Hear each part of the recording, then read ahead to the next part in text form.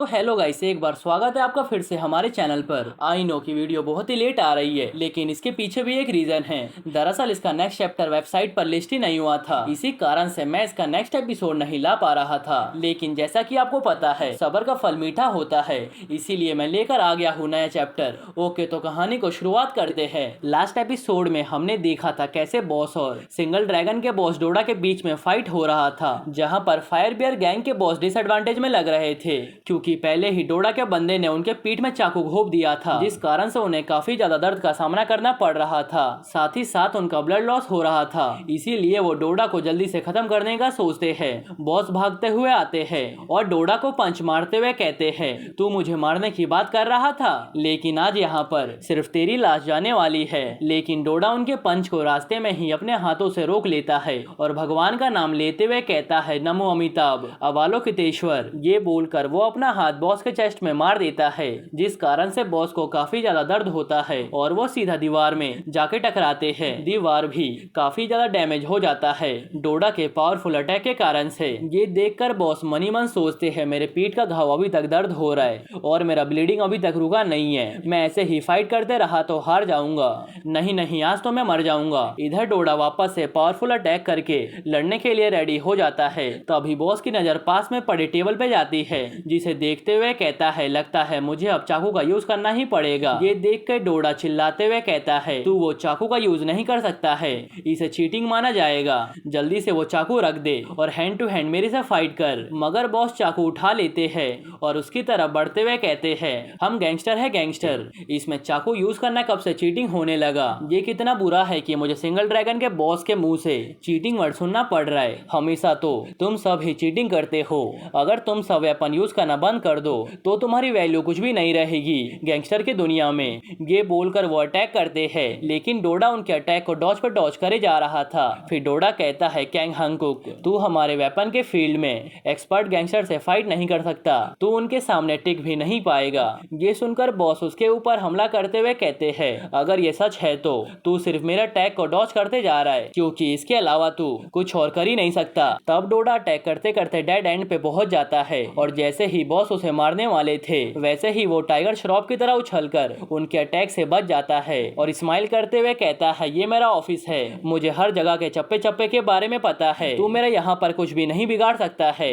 ये बोलकर वो टाइगर श्रॉफ की तरह उन्हें लात मार देता है, जिससे बॉस बचने का ट्राई करते हैं। फिर बॉस इरिटेट होते हुए कहते हैं, तुम्हारी हिम्मत कैसे हुई मेरे से ऐसे बात करने की, जब मेरे पास चाकू है और तू कॉर्नर भी हो चुका है। ये सुनकर डोडा को याद आता है कैसे हांगकांग के पास तो सही में चाकू है और वो फिर डर के कारण पीछे हट जाता है।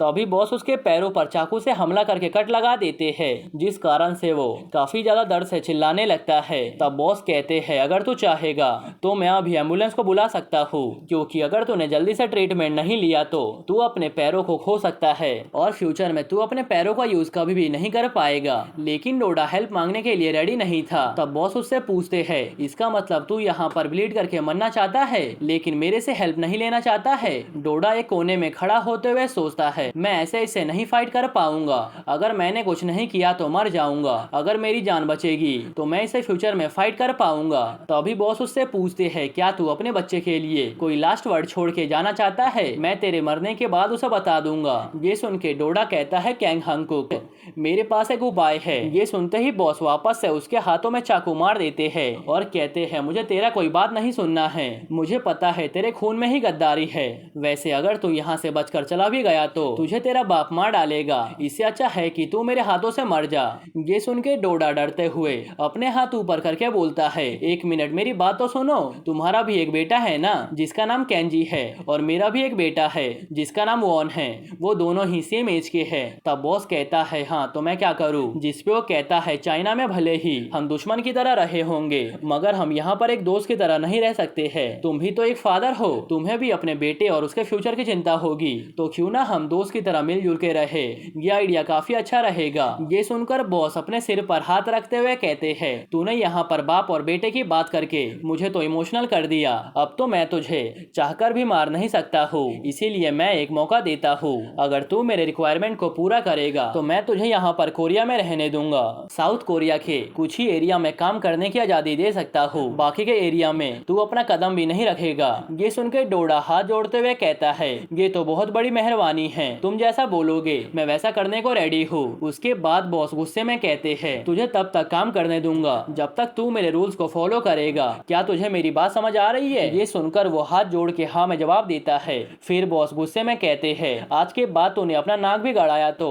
तू किसी काम का नहीं बचेगा। मैं तुझे जान से मार दूंगा, यहाँ तक कि मैं तेरे बाप और तेरे बेटे को भी जान से मार दूंगा। ये सुन के डोडा कहता है, ठीक है हांगकांग कुक, मैं समझ गया, तुम्हारा थैंक्स मुझे जाने देने के लिए। फिर वो मनी मन सोचता है, इसका कंडीशन तो काफी बेकार है, लेकिन अभी के लिए मेरे पास इसकी बात मानने के अलावा और कोई ऑप्शन भी नहीं है। फिर बॉस वहाँ से जाते हुए कहते हैं, अपना प्रॉमिस याद रखना। ये सुनकर वो हाँ में जवाब देता है। अब सीन शिफ्ट होता है और हम जेऊ अंकल को देखते हैं, जो कहीं जाते हुए अपने साथी को कॉल करके पूछते हैं, सिवोन ठीक है? तब वो कहता है ठीक है, मगर अभी वो कोमा में है। जिस पे जेऊ अंकल कहते हैं, ठीक है मैं उससे बाद में मिलने आऊंगा, अभी मुझे कुछ काम है, मगर तुम सिवोन का अच्छे से ध्यान रखना। ये बोलते हुए वो एक फ्यूनरल हॉल में पहुंच जाते हैं और काफी ज्यादा उदास होते हैं और बाहर खड़े होते हुए गुस्से में सोचते हैं, अब मैं हेजों के फैमिली से कैसे मिलूंगा, आखिर मैं उन्हें अपना चेहरा कैसे दिखाऊंगा। अंदर हम देखते हैं कि हेजों का ही फ्यूनरल चल रहा था और वहाँ से रोने की आवाज आ रही थी। बाहर खड़े होकर जेऊ अंकल रोते हुए सोचते हैं, काश मैं उसे बचा पाता, काश मुझे पता होता ऐसा कुछ होने वाला है।